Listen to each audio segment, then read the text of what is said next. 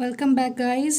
सो अभी तक हमने जो भी देखा वो इंट्रोडक्शन था। सारे टाइप्स ऑफ एलिमेंट सोर्सेज देखे, इंडक्टर, कैपेसिटर, रेसिस्टर, ये सब के बारे में देखा। अब हम लोग जो देखेंगे वो बहुत इम्पॉर्टेंट है और जैसा कि आप देख सकते हैं वो क्या है, तो वो है किरचॉफ्स लॉ, जो कि आगे जाके हमारे नेटवर्क थ्योरी के लिए बहुत ही यूज़फुल प्रूव होने वाला है।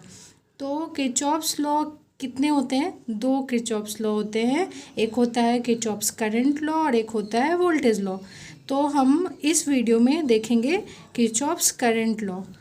तो according to Kirchhoff's current law क्या होता है, तो the algebraic sum of current at any node is equal to zero. ये एक तरह से नोडल लॉ है और इसका यही मतलब है कि जैसे कोई पॉइंट है, कोई नोड है सर्किट का, तो वहाँ पे जो करंट होंगे या इनकमिंग या फिर आउटगोइंग, तो सब करंट का जो सम होगा वो क्या होगा? ज़ीरो होगा। तो चलिए देखते हैं इसको, एक्सप्लेनेशन इसका देखते हैं। सपोज एक पॉइंट है और यहाँ पे एक करंट आ रहा है I1,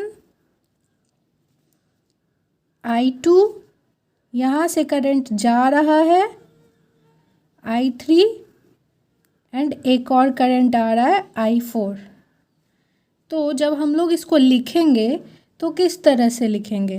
तो I1 plus I2 plus I4 और जो जा रहा है उसको क्या लिखेंगे? Minus I3 is equal to zero. तो ये हुआ हमारा क्या? Kirchhoff's current law. जो इनकमिंग करंट है वो पॉजिटिव होगा और जो आउट गोइंग है वो नेगेटिव होगा, क्योंकि वो निकल रहा है, हम लॉस हो रहा है। तो अब हम इक्वेट करें तो I1 plus I2 plus I4 is equal to I3। तो इसका क्या मतलब हुआ? Sum of incoming current is equal to summation of outgoing current।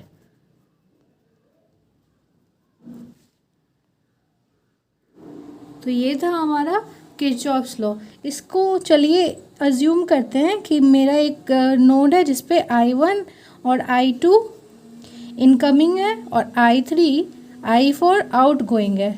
तो ये किरचॉफ्स लॉ है। इसको अब हम I1 को लिखते हैं चार्ज के टर्म में, तो Q1/T। फिर I2 को लिखते हैं, सारे करंट को चार्ज के टर्म में लिखेंगे तो कुछ इस तरह से होगा। और फाइनल इक्वेशन क्या होगा? Q1 plus Q2 is equal to Q3 plus Q4। तो देख रहे हैं आप, ये क्या है? सिंपल सा चीज़ है, ये है कंजर्वेशन ऑफ चार्ज। यानी कि किरचॉफ्स करंट लॉ जो है वो कंजर्वेशन ऑफ चार्ज को फॉलो करता है और हम लोग कह सकते हैं कि ये एक तरह से कंजर्वेशन ऑफ चार्ज के इक्विवेलेंट है। तो चलिए कुछ क्वेश्चंस देख लेते हैं। और क्वेश्चंस देखने से पहले मैं एक पॉइंट बता दूं कि हाई फ्रिक्वेंसी सर्किट में KCL जनरली फेल हो जाता है, तो ये KCL का ड्रॉबैक है। यहाँ पे इतना इम्पोर्टेंट नहीं है। तो चलिए कुछ क्वेश्चंस देखते हैं अब। तो इस क्वेश्चन में हमें क्या फाइंड आउट करना है? I1, I2, I3। किसी भी टॉपिक को समझने के लिए ना उससे रिलेटेड क्वेश्चन को सॉल्व करना बहुत इंपॉर्टेंट है। तो चलिए देखते हैं क्या फाइंड आउट करना है I1, I2, I3। तो सबसे पहले हम क्या करते हैं? कुछ पॉइंट कंसीडर करते हैं। क्या करते हैं? कुछ पॉइंट कंसीडर करते हैं। जैसे ये हमारा क्या है? A, node A। ये क्या है? B। और ये क्या है? C। तो सबसे पहले हम क्या करेंगे? पॉइंट A पे KCL लगाते हैं।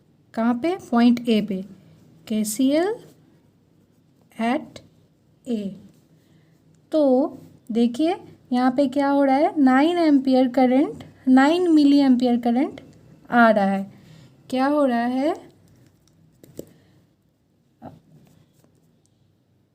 9 मिली एम्पियर करंट आ रहा है।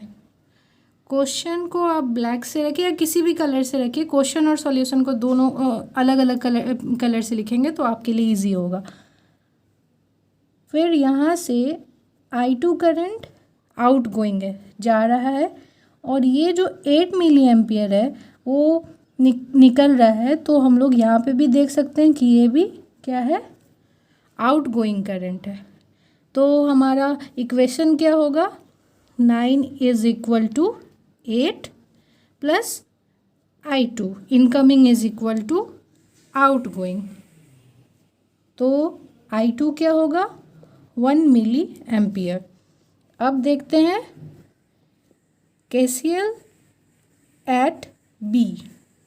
ये क्या है, पॉइंट B जहाँ पे 8 मिली एम्पियर करंट इन कर रहा है, और ये देखिए 12 मिली एम्पियर करंट जो है वो आउट गोइंग है।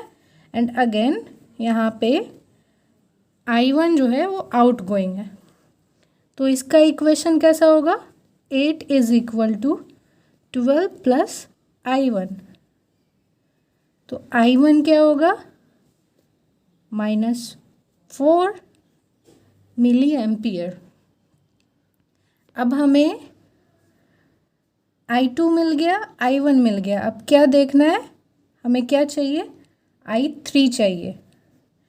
तो I3 पे आप देखिए, I2 क्या है, इनकमिंग है, I1 क्या है, इनकमिंग है।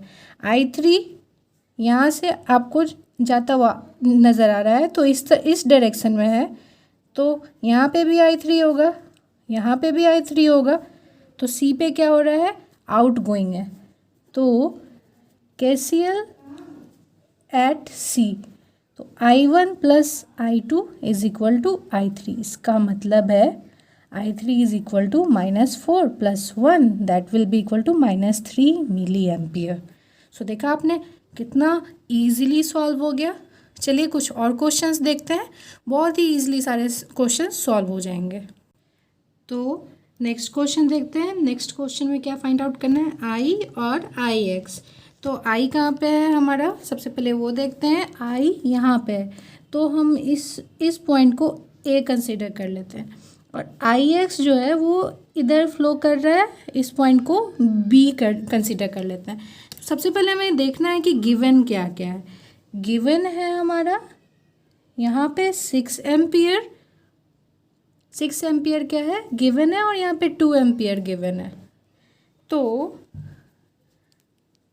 आप लोगों को KCL तो पता ही होगा, incoming current 6 ampere, incoming current 6 ampere, तो आउटगोइंग करंट क्या होगा, 8 एम्पियर।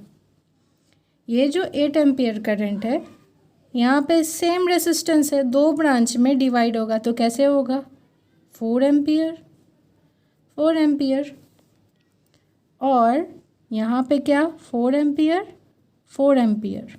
तो इस पॉइंट पे आते आते ये क्या हो जाएगा, यहाँ से 2 4 एम्पियर करंट इनकमिंग है, तो आउटगोइंग क्या होगा, 8 एम्पियर। यानी कि ऐसा कोई नेटवर्क दिया हो तो इनकमिंग करंट आउटगोइंग करंट के क्या है, इक्वल है। और अब हम लोग यहाँ पे क्या कर सकते हैं, फाइंड आउट कर सकते हैं I और IX को। तो I के लिए देखिए, यहाँ इस पॉइंट पे 5 एम्पियर करंट क्या है, आउटगोइंग है, 2 एम्पियर आउटगोइंग है, और I जो है वो इनकमिंग करंट है। तो I क्या होगा, 2 + 5 यानी कि 7 एम्पियर। अब हम लोग पॉइंट B पे KCL लगाएंगे, KCL एट B। तो यहाँ पे देखिए IX क्या है, इनकमिंग करंट है 8 ampere, incoming current again 5 ampere, again incoming current, और इन टोटल 0। आउटगोइंग करंट क्या है, 0 है।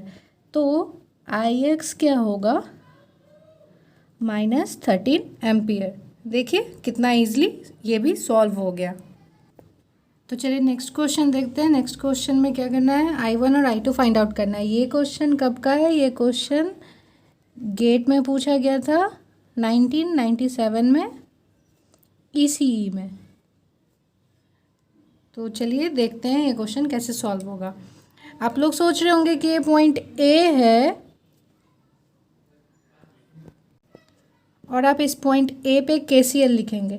तो चलिए देखते हैं KCL एट ए। तो क्या होगा, incoming current 7, incoming current 4 plus I2 incoming है, I1 आउट गोइंग है। तो यहाँ पे आपका क्या हो गया, एक ही इक्वेशन बना और दो अननोन हो गया। तो क्या आप इजीली फाइंड आउट कर पाएंगे, नहीं ना। चलिए आप दूसरा चीज़ देखते हैं, दूसरा अप्रोच। इस सर्किट में 7 एम्पियर का मीन्स 2 लूप लेते हैं, यहाँ पे कंसिडर करते हैं 7 एम्पियर आपका फ्लो हो रहा है। तो 7 एम्पियर किस डायरेक्शन में हो रहा है, इस डायरेक्शन में, यानी कि इस तरह से 7 एम्पियर हो रहा है। तो यहाँ भी क्या है, 7 एम्पियर है, यहाँ भी क्या है, 7 एम्पियर है। तो ये करंट ही आप देख सकते हैं कि 7 एम्पियर की तरह जा रहा है। इसका सेम डायरेक्शन है 7 एम्पियर।